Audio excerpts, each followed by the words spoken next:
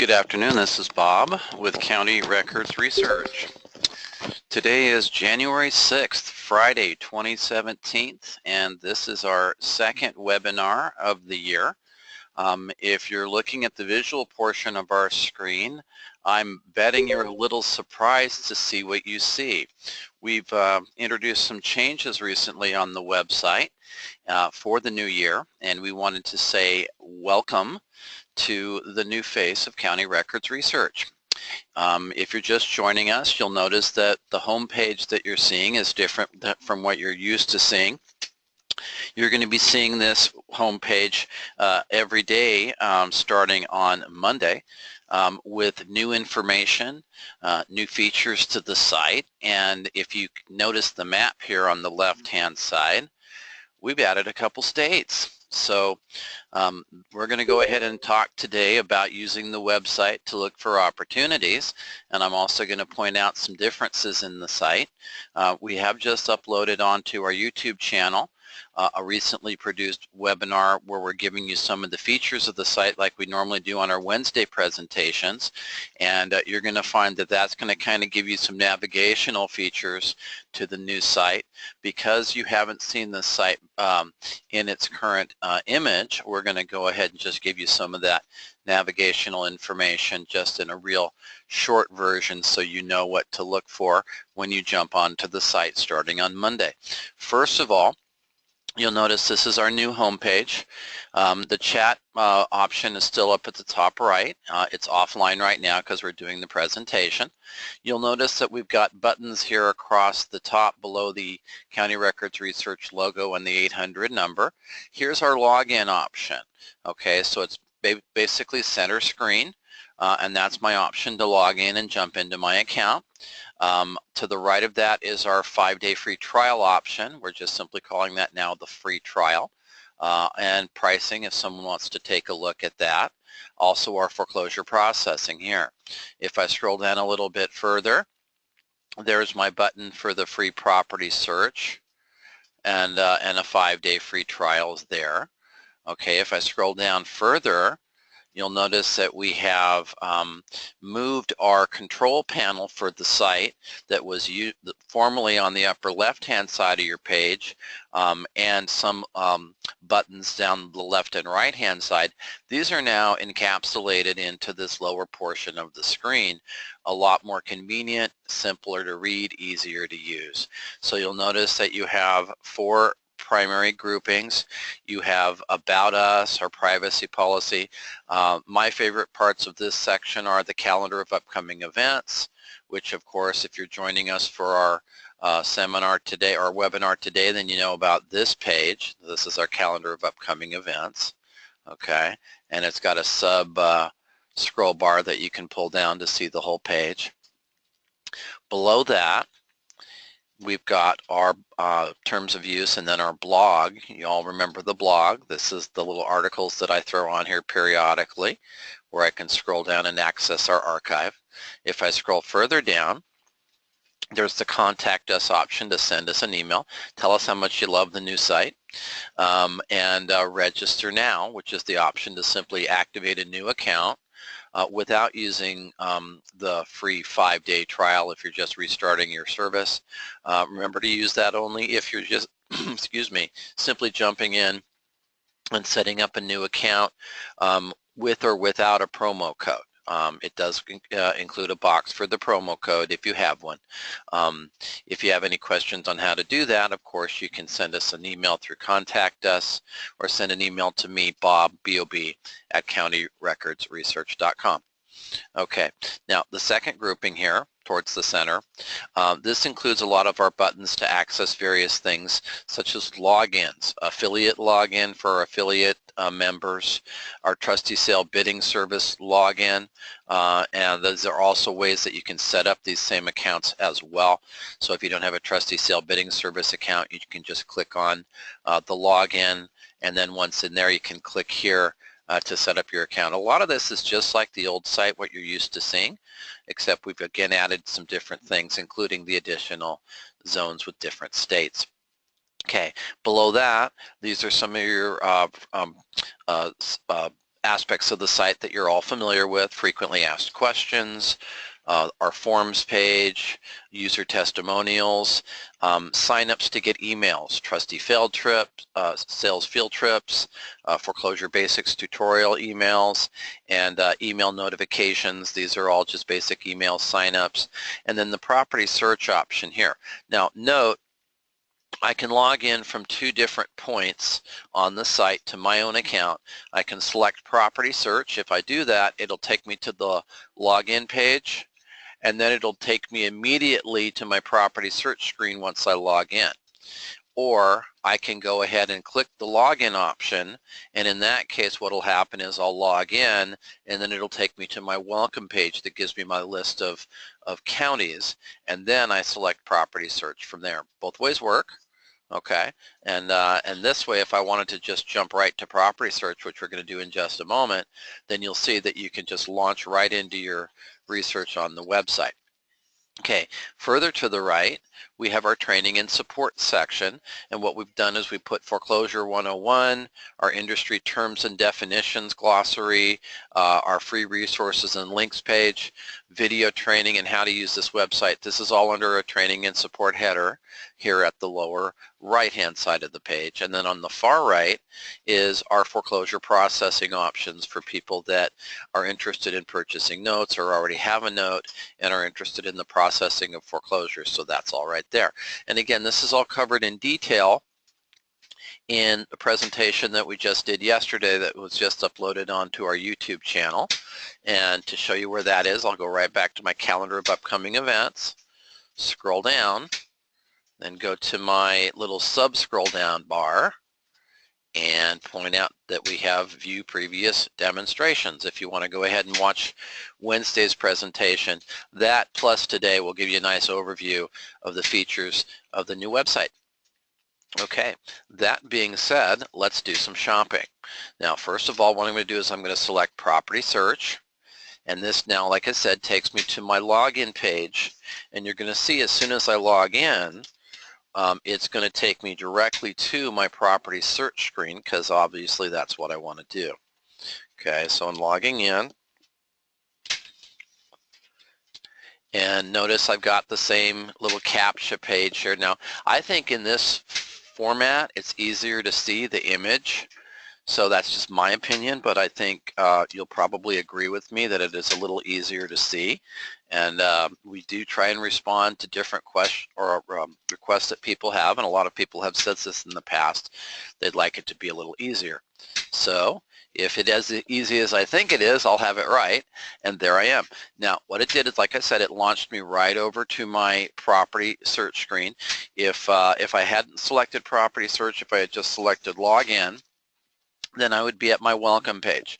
But let me also point out, now that I'm logged into my account, that I have, while the property search screen is visible here, up above I've got my account options. So I can go in and I can select my properties, my searches, manage folders. Remember, these used to be on the left-hand side where Kurt's picture was on the left-hand side. These are now up on top. And again, a lot more intuitive in terms of using the access points on the account.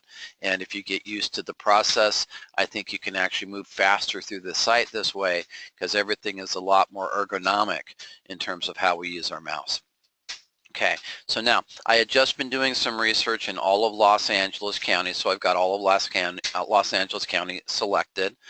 As you know, if I'm setting up a saved search, I like to stick to one zone, and as a general rule, as a researcher, I like to stick to one zone when I'm doing my research, simply because that's my less is more strategy, where I'm putting more directed focus into a target area, giving myself a chance to focus and concentrate and work through whatever list of new property opportunities I've got.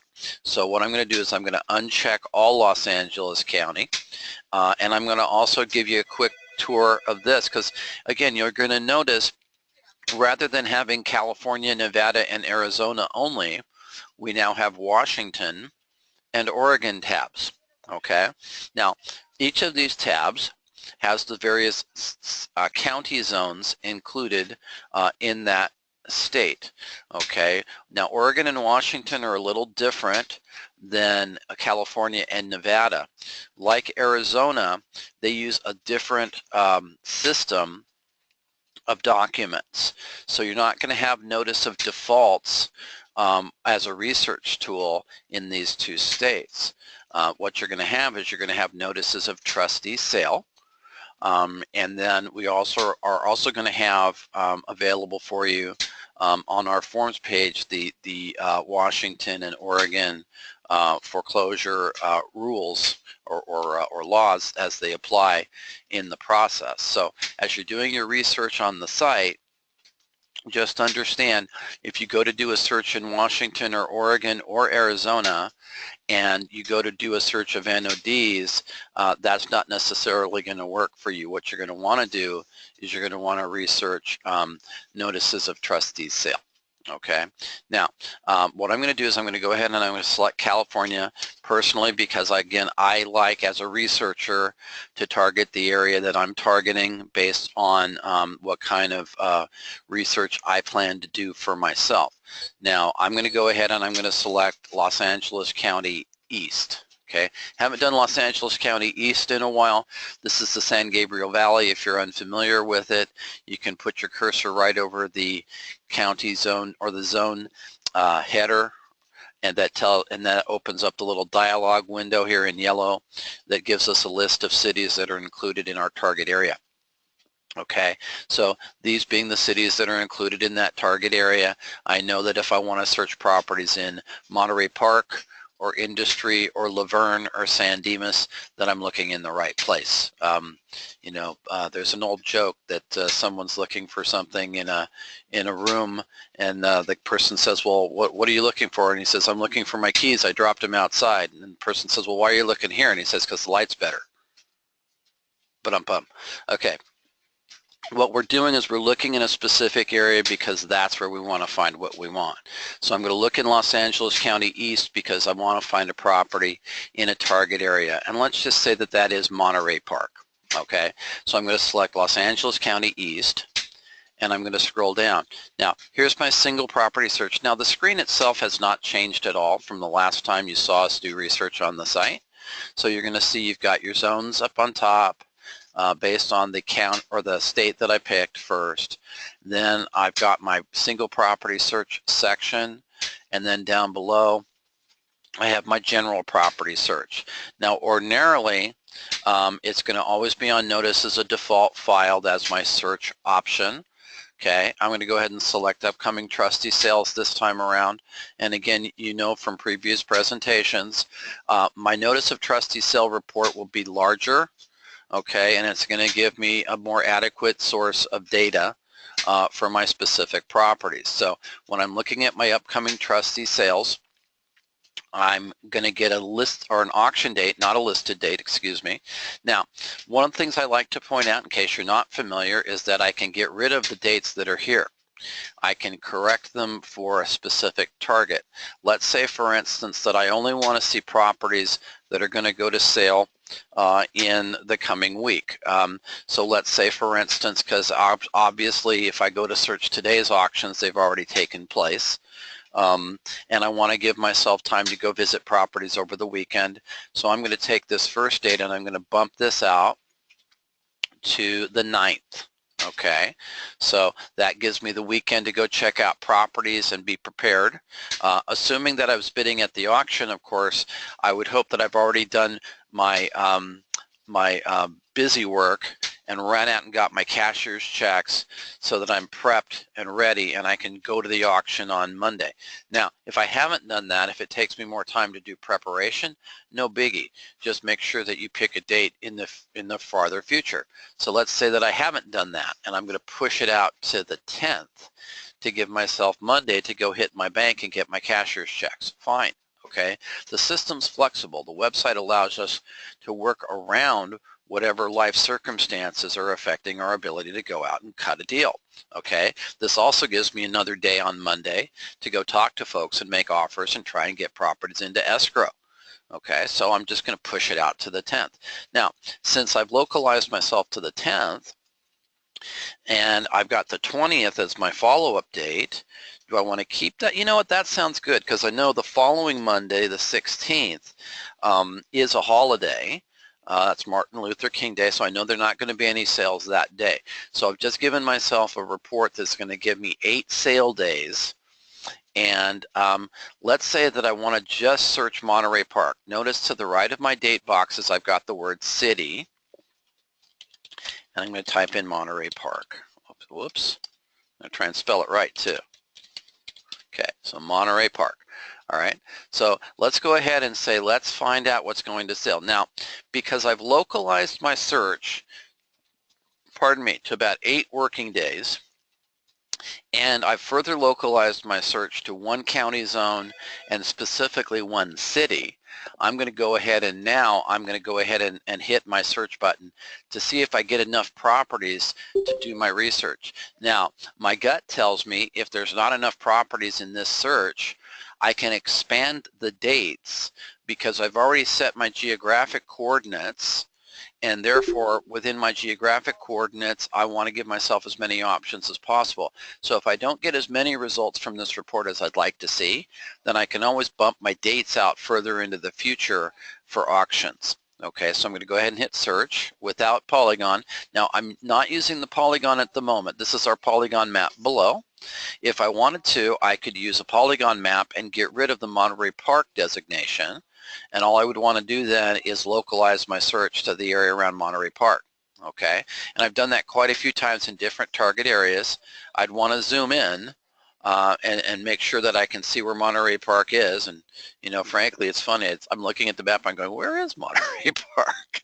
Okay, so it's helpful if you don't know exactly where it falls on the map to simply type it in the box above. All right, so let's go ahead, let's go ahead and hit search without polygon and see what we get.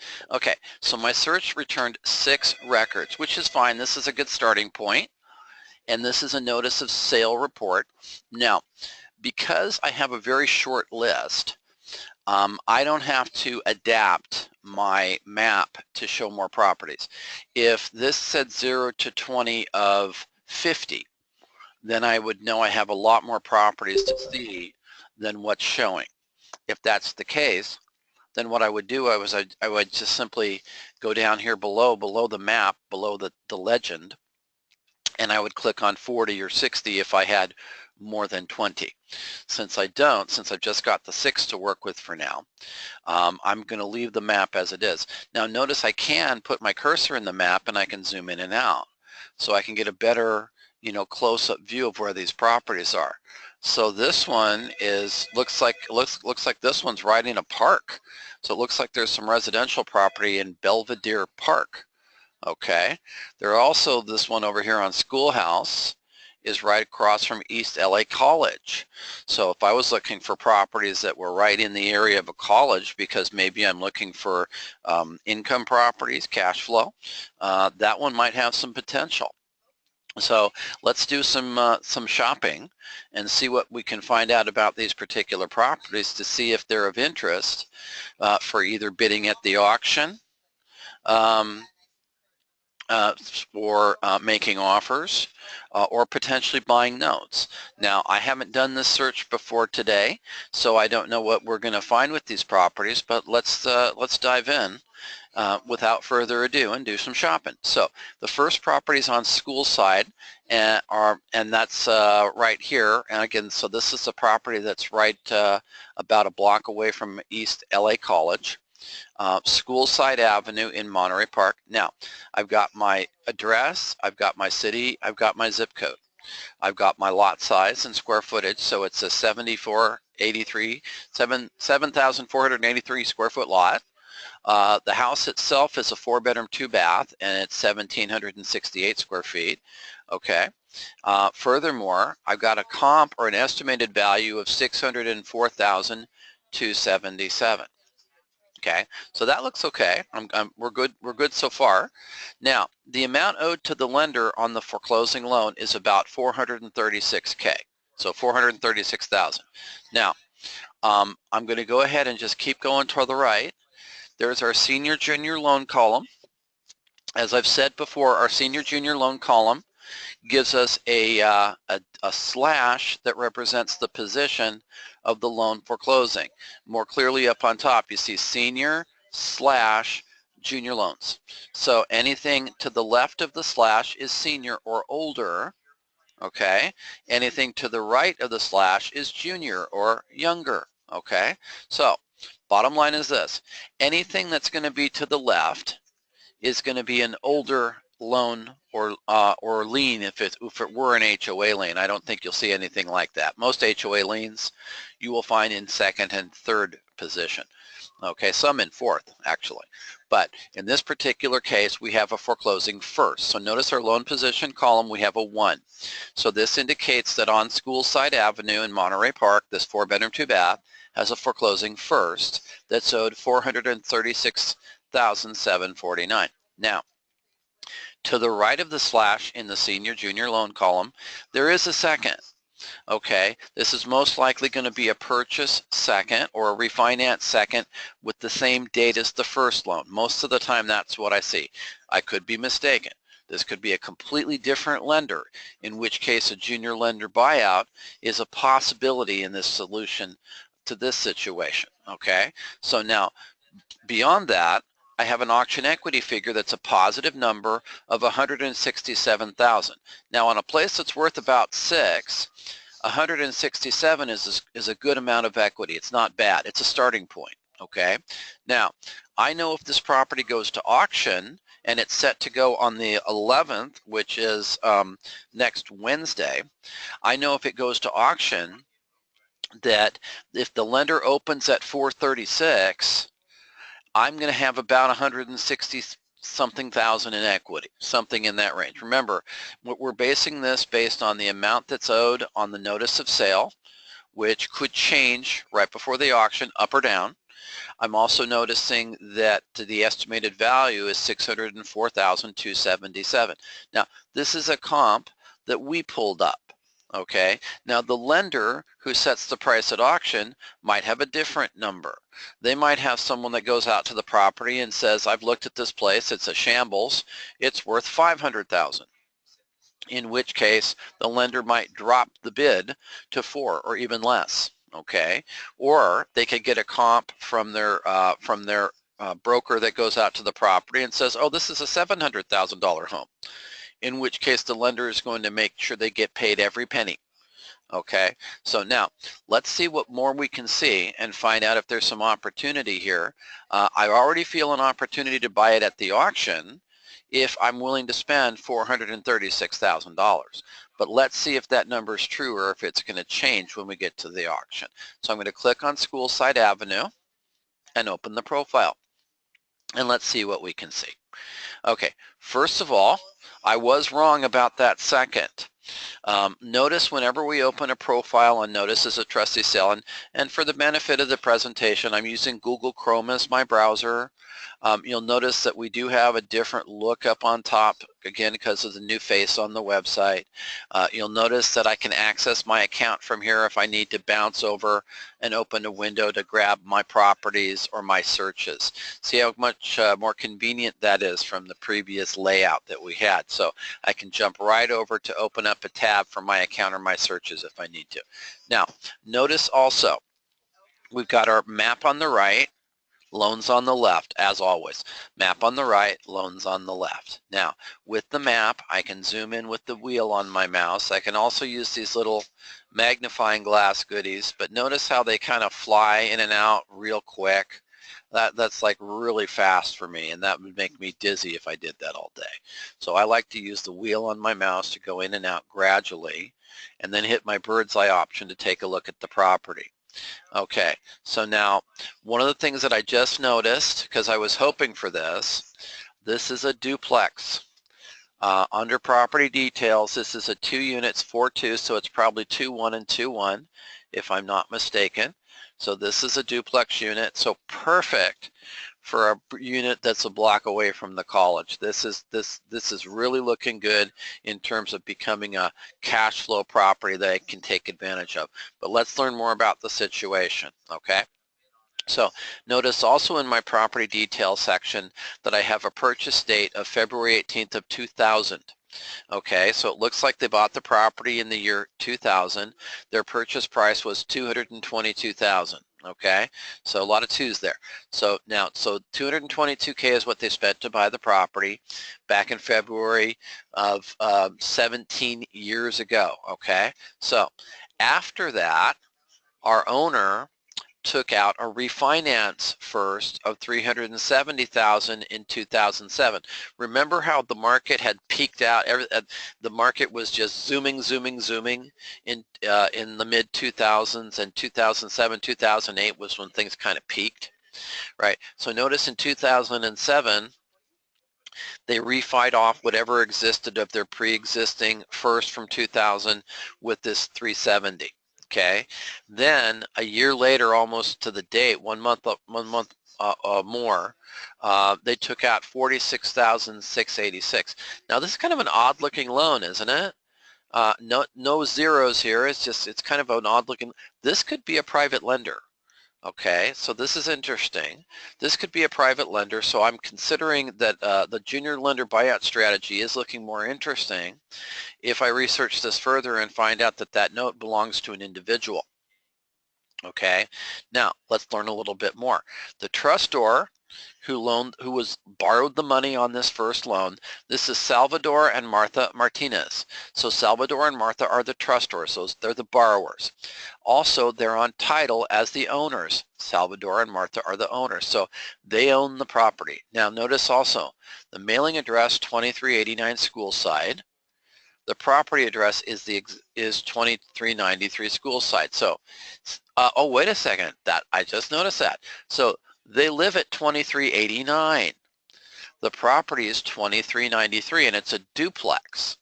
Okay, so it looks like they live next door. Okay, this is getting interesting, isn't it? So it looks like Salvador and Martha live next door. They bought this duplex, so they might live in this one, or they might live over here. Okay, this looks like these two duplexes are mirror images of each other, because I'm guessing this is a duplex too. Okay, so now I know that the owner lives next door, and they have a duplex that they've been probably renting out to college kids, and at the same time not paying their lender. Okay, because here's what. Notice this loan from 2007 for $370 has grown to $436. So this loan went from $370 to $436. That's approximately like what, 66 grand? Okay, let's look at something further. Okay, this is a brand new record from December 7th. So this tells me this is looking more and more like an opportunity a variety of ways. Okay, because the 436 is a very accurate number. It's only a month old. That might have gone up a little bit by now. It might be up to 439 or 440, depending upon what their monthly payments are on this 370. Now, I do know that this $46,000 note has probably gone up too. Okay, now what we don't know from our research so far is what is the situation with Salvador and Martha. Okay, have they just simply hit some kind of a crisis period? Did Salvador pass away and now Martha's left and now Martha's not paying the bills because she can't afford to? Is Martha gone? And Salvador is a widower, and now he's dealing with the situation. Well, what we do know is it looks like he has one property, and this is an income property that for whatever reason he's not paying the bills on.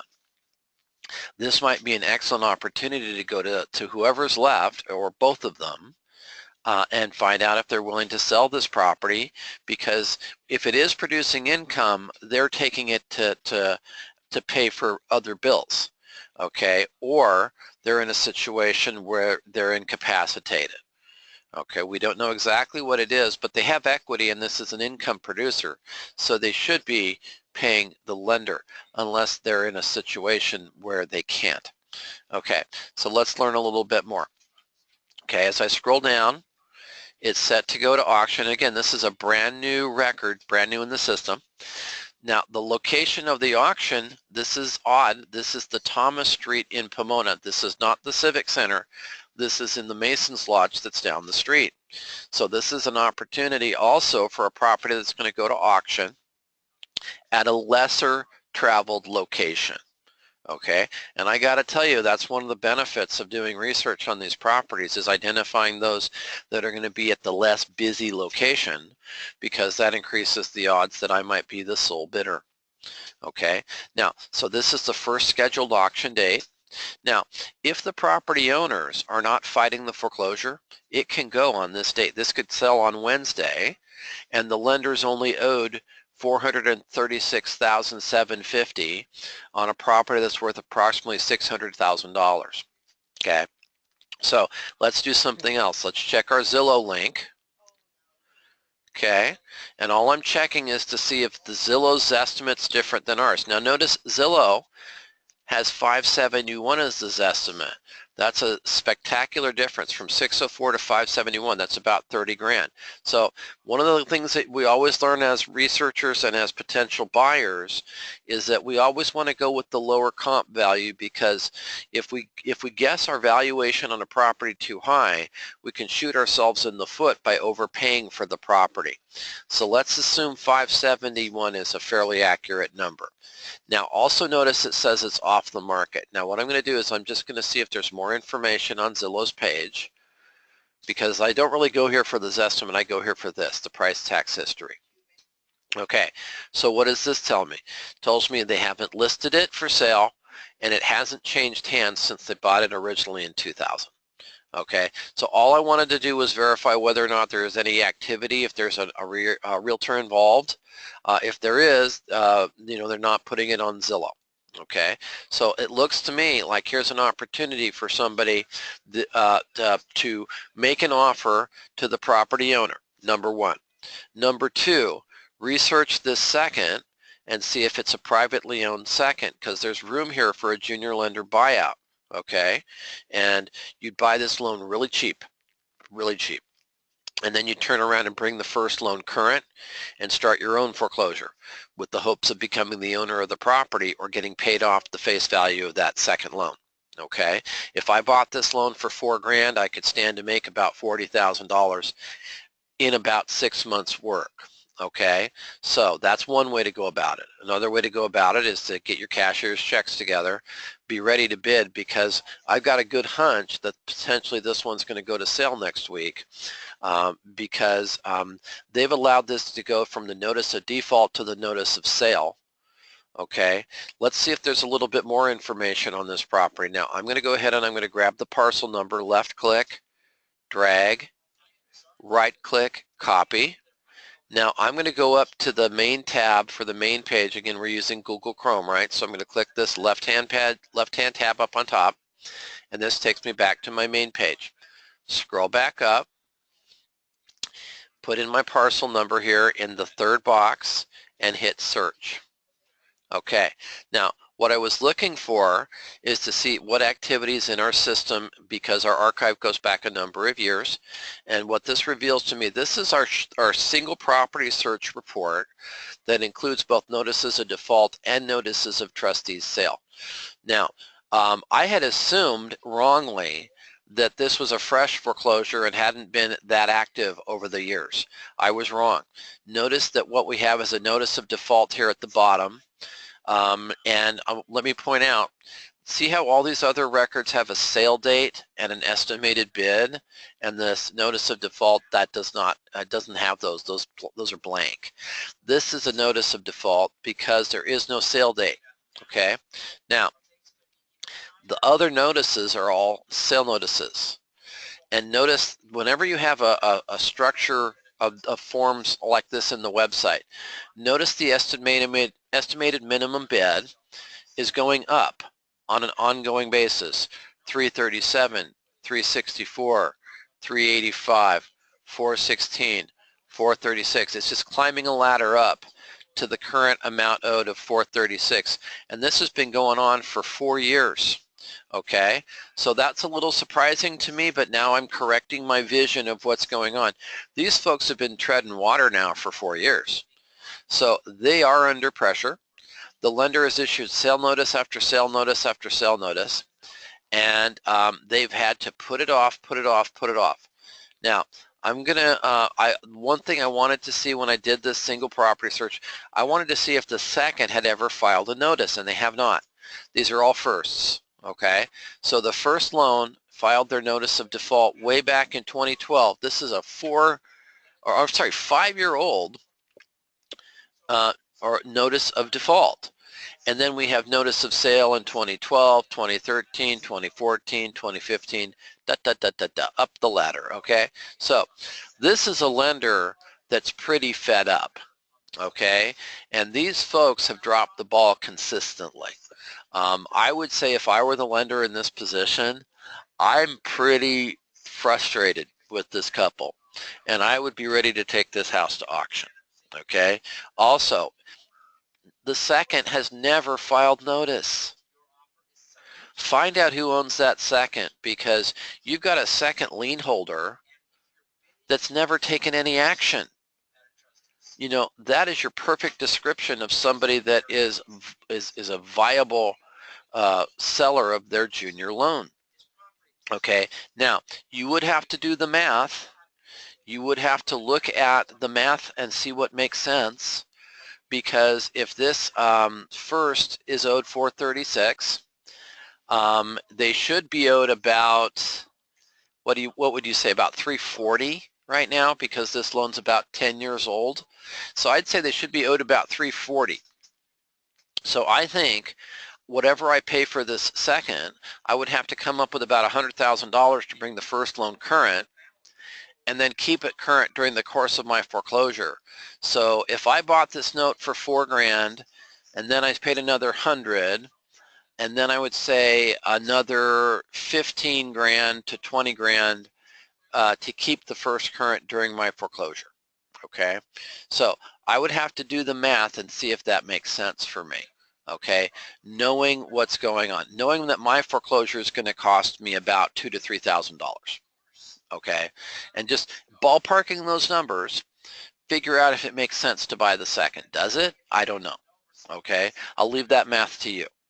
What I will say though is if it goes to auction for $436, that second gets wiped, and I have potentially a $570,000 to $600,000 duplex walking distance from a college, okay, with the potential for good cash flow. Okay, now if I go to make an offer to the property owners today, I know they owe $436 on the first. They're probably going to owe about $60 on the second. So they probably owe about $500,000 on this property. Could I make an offer? You bet. Okay. If I'm willing to spend $5, I'll make an offer. If I want to spend less, I'm either going to buy it at the auction or make an offer as a short sale. Okay. Other than that, I would look at what the junior lender buyout would get me to see if that makes sense. Now, again, if I scroll down, notice that we have the same features that we've had always on the site. I have the option of setting up a status change update by emailing this, or by checking the box for status change and putting my email address in here and hitting submit. Also, if I want to keep following up on this property, I can just pick the folder I want to drop it into and hit my save button and save it to my properties folder. Okay, that being said, let's go right back to the report. Now, something I don't often show you guys is that we have a next button that will take me to the very next property on the report. Okay, so I want to show you that too, since we're seeing some new fun features of the site. And in the future presentations, we are going to do some searching over in Washington and Oregon, but I wanted to just get you accommodated to the site and do some searches on properties here in the area today. Okay, so now this is the very next one on the report. Notice we've got Jade Tree Drive, and this is Jade Tree Drive. Okay, so now this particular property, we're going to go ahead and zoom in and look at the picture. Okay, so this looks like a nice housing tract. These might be duplexes, but I think they're houses. Okay, single family residence, so they are houses. 4-bedroom, 3-bath. These are built in '78. Okay, so this is a 2,400 square foot house on a 7,862 square foot lot. Okay, now let's learn a little bit more. We have the trustor on the loan is Kennedy Ewan. Okay, so Kennedy Ewan borrowed the money, but what is this? The owner is Fong Nung Wall, or Wall Nung Fong, or Mr. Wall. Let's say Mr. Wall is the owner. Okay, and what we have is we have a loan from 2007. Now, this is where it gets interesting. So, the loan is from 2007 for $630,000. Okay, now notice how big this loan's gotten. It's gone from 630 to 953,000. Wow, that's a big jump. That's what, 323 grand? That loan has grown by 50%. That's huge. Okay, so this party hasn't paid the loan in a long time. In addition to that, what we can see if we scroll down a little bit is the purchase date of the property was way back in 1984. Okay, so what we have is we have an older person, because 1984, my goodness, I was just going to college back then. Okay, so this person's owned this house for a long time. What we know is that they refinanced in 2007. Okay, and the refinance was under Kennedy Wen. So now there's again, this is interesting information, but it's kind of confusing because I got two different names on the property. So this is another reason why I jump over to Zillow, just to see if there's more information. Now notice Zillow says this place is worth $754. We say it's worth $881. This is always the point where I emphasize that comps are, beauty in the eye of the beholder, because 881 versus 754, that's 130 grand.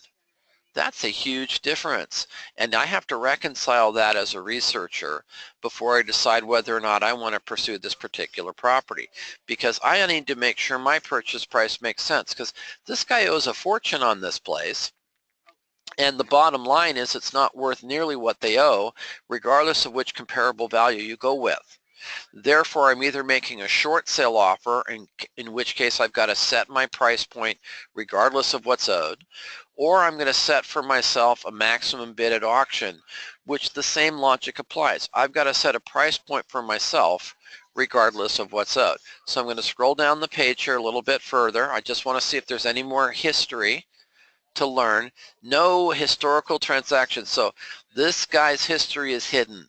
Sometimes you'll find this happens. Most of the time not, but sometimes you'll find that this happens. Now, I'm not a Zillow expert, so I can't tell you how they're able to make that information stay hidden.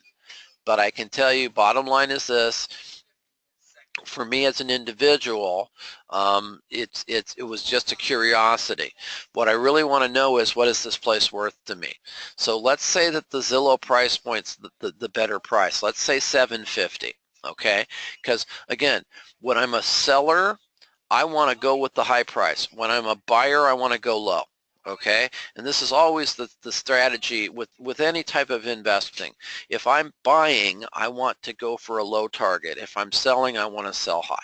And that's for whether you're selling stocks or whether you're selling real estate. That's the focus if you're flipping properties. If you're simply buying the house for yourself, you still want to get a deal.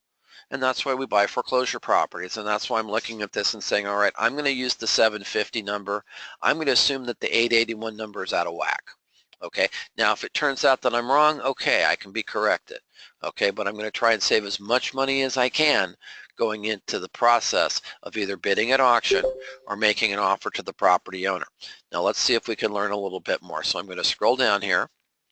It looks like Deutsche Bank is the owner of the loan. Okay, it shows that Deutsche, okay, it's German, so Deutsche Bank. Okay, now notice also we have an initial sale date all the way back in March. Now, I'm going to go back up on top, and I want to point out that this original notice date in our system, the list date, was back in February of last year. This is almost, this is an 11-month-old notice in our system. So that also tells me that the figure of 953 is an old number. remember that every time that I don't make a house payment, the principal balance potentially goes up on my note. And so we have essentially 11 house payments on top of this figure of 953, and with a balance of about nine or $100,000, or a note originally for $600,000. I'm just going to say there's a minimum of $6,000 being tacked on every month. So that's about $70,000 on top of this 950. So I'm going to say we're at about $1,020,000 is owed on this property as we speak. Okay, and if it's only worth about 750, that they are superiorly upside down. Okay, so now what I can do as an investor is I can go to Mr. Wall and offer to buy the property. Okay, and see if they're willing to take my offer of, I don't know, 6. Okay, and I'm just throwing a number out there because it's not my purchase, it's yours. Okay, if you're going to go after this deal, you have to do the math for yourself based on your business model and based on the expenses you think you'd incur with a flip if that's your strategy.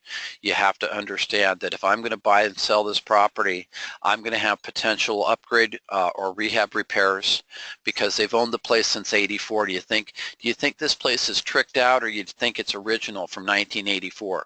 I mean, am I going to open the front door? Am I going to find foil wallpaper in this house? I don't know what I'm going to find when I open this front door. They could have the dark walnut paneling. Okay, I could open up this place and go, oh my goodness, you know, it's the Haney place.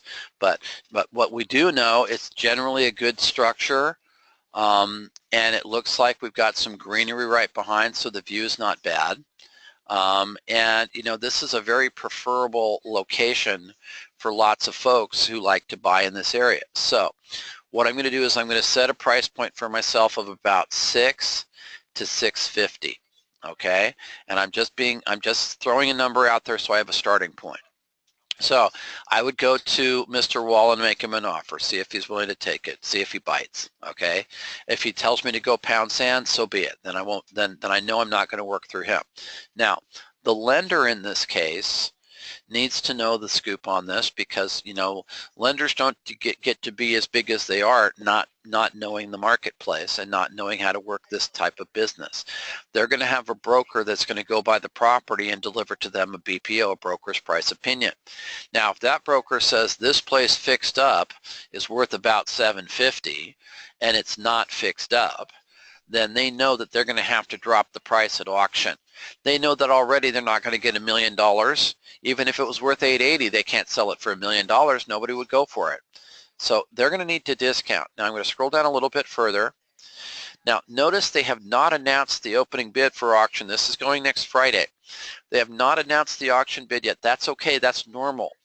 Most of the time the lender is going to crunch numbers until Friday morning.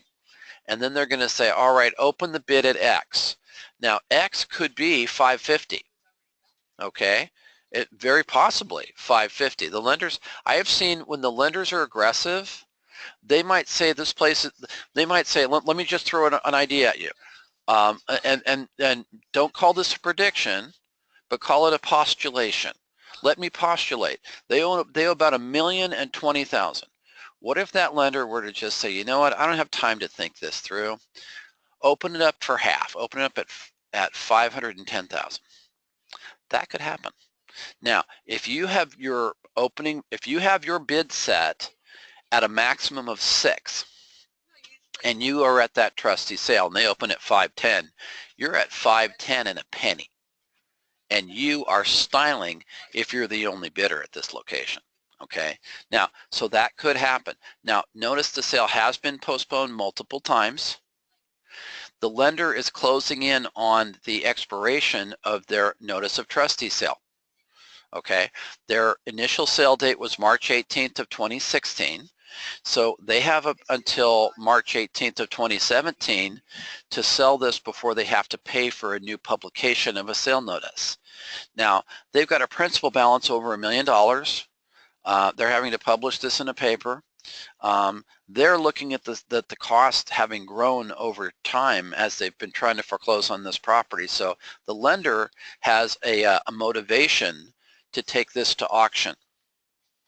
And I think if they can get through whatever roadblocks the borrowers have put up to buy time, that they're going to get there. Now, speaking of that, watch what I do. Watch what I do. I'm going to grab the parcel number like I did on that last property. I'm going to go back to my main page and I'm going to paste it. You notice that I do this consistently whenever I'm researching a property. Because look at this.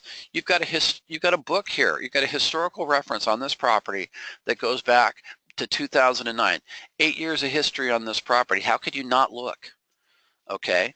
Now, what this tells me is that they had a notice of default all the way back in 2009. And then they had a second notice of default filed back in 2012. That tells me that the lender had to restart. Okay. Now, the notices of sale started back in 2010. Now, whenever you see this kind of a cycle where there's multiple notices of default, just remember, notice of default in 2009 started the process. In 2010, they filed the notice of sale. They waited actually over a year to file a notice of sale on that first notice of default. Okay, then they stopped cold in their tracks and did nothing, and then they issued a new notice of default in June of 2012. Okay, which is similar to that other property we just looked at where the notice of default was all the way back from 2012 and they're just getting ready to take it to auction today. And this is a point I've been making to folks recently that you have to take to heart. The lenders themselves have given people a huge amount of time and leeway to resolve the issues they have with their properties. And all these people that have these long-term foreclosures have been doing is buying themselves more time. Okay, and time is not your friend when you have a loan on your property that's accruing interest every month and a principal balance that's expanding. And just like that last property we just looked at, look at the ladder of debt that's grown on this foreclosing first. In 2010, it was $769,000. 2012, $853. 2014, $913. 2015, $931. 2015 again, 937, and finally it's up to 953 here in 2017. Do you think this lender is at a point where they really want to just end this process? I think so. I think the lender has seen this debt escalate to this point where they would like to see somebody like you come in and get this property. So I would be prepared to make a short sale offer to the property owner. I'd be prepared to go to the trustee sale and hope that this lender is going to discount this at the auction and make it worth my while. Now, since there is just the one lender and it is a first, and it's a primary residential loan, I have to guess that I'm probably not going to be able to just jump in and buy the note. So I'm not going to recommend that strategy. I don't think it would work with a residential first. So I'm not going to say do that. I am going to say try to make a short sale offer and find out if these people are reasonable. And if they're not, be prepared to bid at auction and have a maximum bid price for yourself that makes sense, assuming that you've got someone that hasn't made a payment in this period of time and might not be eager to vacate the property, and it might take you a couple months to get them out. Okay, have a strategy and have a plan and be ready to get this property, but have a price point that'll let you take it over and resell it in about 5 or 6 months fixed up, because this place was bought in '84 and I'm going to guess it ain't been fixed up since. Okay, so we're going to close that one out and we're going to go right back to our report to show you that you can go this way. Just like I clicked the next button. If I open up Sunrise, okay, so now this property is on the other side of the college. Let's see if this is a house or a multi. Okay, this is a single family home. Now this is a bigger home. This is over 3,000 square feet, so this is a nice house. Nice big, oh, look at that. Okay, so this is the beauty so far in this report. This has got a pool, corner property, nice big home, built in '56, but it's over 3,100 square feet. Now, the purchase date I show is 2004, so we can guess that this property had some upgrades. I'm sure it's not original 1956. Okay, so we know that they've done some work on it. Now, what else do we know? The trustor is Lisa Yang, so Lisa is the person who borrowed the money. Lisa also is the owner, so this is pretty direct, isn't it?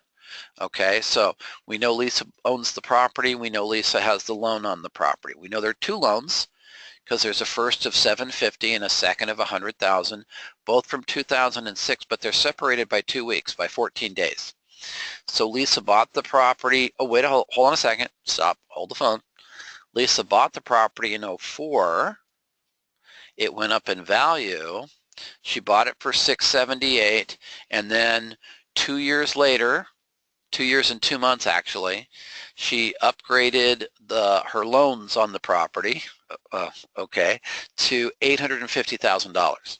So a house that she bought for $678, she refinanced to the tune of $850. Now, notice the first loan of the package of is $750, and that one has grown to $993. How old is this record? So that's from August, $993 from August. So that $993 is not a static number, remember. This is the principal balance on a foreclosing loan where she hasn't made payments in an extended period of time.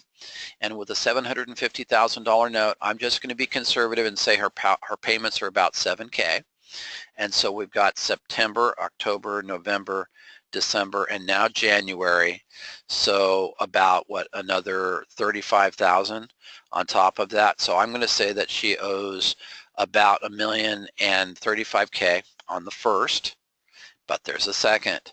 So now the first has gone up by about 50%. So I'm going to say the second has as well. So she probably owes about $1 million or $150,000 on that second. Okay, compare that to our estimated value of 970. Now we're at 970. I'm curious about this one, so I'm going to hit Zillow really quick. I want to see if she had it for sale too. Now Zillow, different from those other properties where Zillow was lower. Now notice on this one Zillow's higher. Okay, that's why the comps are again something that are subjective, and you have to ask yourself why. But this is a beautiful home, so I can see why they bumped it up, because this place has got a lot of valuation to it, and it's in a nicer area next to the college, very likely an area that's preferred by professors that are on the staff and can afford an upper level property. Now notice this tells me that the purchase price and the purchase date 04 678, I think that matches our profile. Yeah, so there's been no change of hands, no change of ownership. There's simply been a change of loans and then a crisis point where she stopped paying. So now at this point, just like that other property, short sale offer to the property owner or plan to bid at auction, knowing that they're going to start out with a price of, they're owed about $1,030,000 on that first, and the lender is going to have to consider valuation, and they might open the bid as low as $600,000 at auction. Okay, now I would guess this person's going to hold on to this beautiful home stubbornly until they actually have to leave. That is a beautiful home. Look at that balcony. This is actually a really nice house, really nice spot. I can see why the value is what it says it is, because this is a really cute house. So if I was targeting this property, I would set a price point for myself. I would anticipate your better deal is going to be at the auction if you can come up with the cashier's checks. Okay, there's not enough equity here to target that second as a junior lender buyout. I wouldn't even try. Okay, because there's too much owed on the first. Okay, and what you're probably going to want to do is you're going to probably want to be ready to bid on this property, the trustee sale. If you can get a low enough price at the auction, you could probably turn around and remarket this property without even lifting a paintbrush. Okay, it's got that much going for it. All right, I'm going to go close this one out now. And we're almost to the end of our presentation, but we're going to try on this next one on Bradshaw. So now this one has a foreclosing second.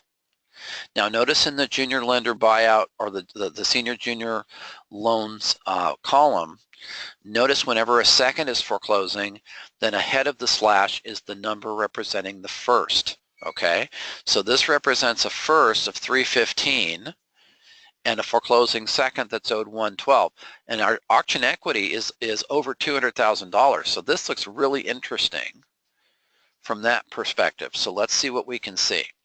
Now, what we have is 2 loans from 2004. This might be a purchase loan package if I'm not mistaken. And I'm mistaken. There I go again. The purchase date on this property is 1998. So this is a refi loan package. Okay. So they bought the place in 1998 for $235. And then 6 years later in 2004, they refinanced to the tune of $405,000. Okay. Now, what's interesting about this property is you have a foreclosing second that went from 90 to 112. So that's not a huge jump, but it is significant enough to consider that the 315 in first position has probably grown a similar amount. So since the 90s grow at about 20%, I'm sorry, I'd say about 20%, then I'm going to say that the 315 has probably grown about 20% too. So they probably owe about 360 to 375 on the first. Okay, so they probably owe about 480, 490 on this place. If it's really worth 658, then it's got potential. Let me hit the Zillow. Zillow says 640, so I'm going to use that lower number. Always use the lower number as a buyer because you're looking for the deal, right? And I'm just confirming that there's no activity and no listing agent, so I know I can go directly to the property owner and make an offer, knowing that there's a boatload of equity in this property. Now, since it is a foreclosing second, I just want to see if I can see who the lender is. Now, this says CWABS revolving. Okay, so that suggests to me that the second might be an equity line because it mentions the term revolving. I don't know if this is a hedge fund. I'm not familiar with this entity. This is an acronym, obviously, and so I'm not sure who that entity is. Now, does that mean I could potentially buy that note? That I don't know, but I'd be curious. I'd be even more curious to find out who holds this first. Okay, if that were a seller carryback, that'd be an opportunity. I don't know if it will be. This might be, again, because these loans were written on the same date. And oh, that's right, they're refi loans, so it's not going to be a seller carryback. So I could see if this is an institutional first. I'm guessing it is. But also notice, since there's plenty of equity in the property, you have a second foreclosing rather than a first. Most of the time a first is foreclosing because it's either a break-even point for the second or there's no equity. Okay, in which case the second will not take action, and that's why one of the benefits that we have of buying seconds is that we buy them at such an extreme discount when we make our offer that we create the equity in the process of the offer. Now in this particular case, the second is the actor. They're the one that's actually causing the foreclosure to happen because they perceive that somebody would be willing to bid on this second at auction. I agree. I think that's the case. I think if it were me, the opportunity here is to bid on this second at auction, taking $100 and something thousand in cashier's checks, because I can acquire a $600 and something thousand home. What does Zillow say it's worth? 640, we're at 660. So let's say it's a $640,000 home, and I can bid on the second at auction with 120 grand. And if I walk away as the owner of this property, then I just have to bring the first loan current, assuming that they're about 60K behind. So let's say I'm into it for 120 plus another 60. So I'm into it for about 180, and I got this property for well below market, and then I can turn around and flip it and get my cash out of it. Okay, so this one has a lot of potential, but you got to sit there and plan it out.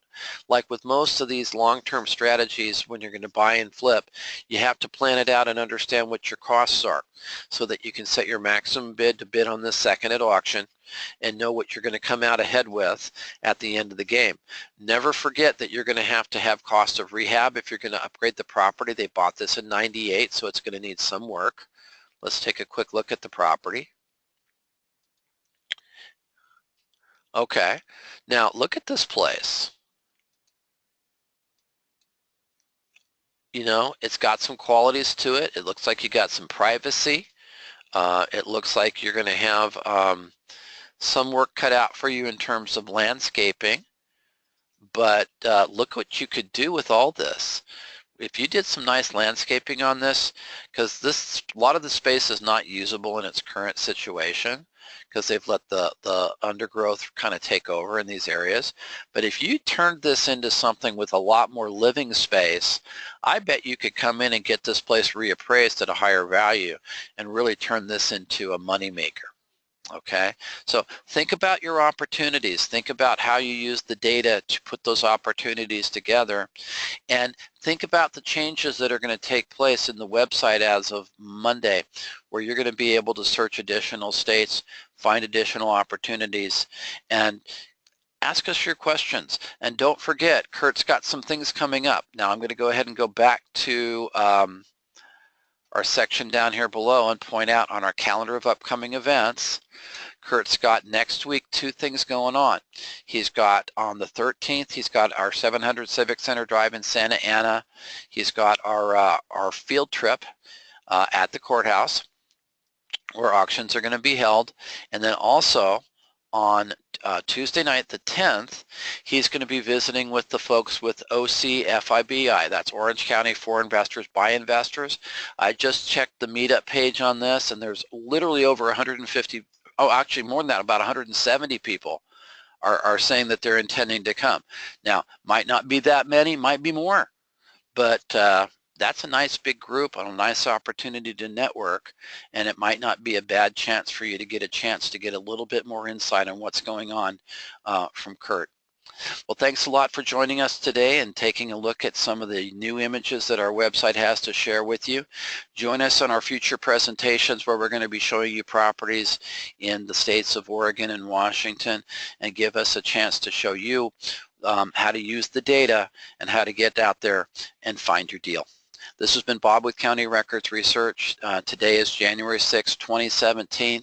Thank you for joining us again, and welcome to 2017.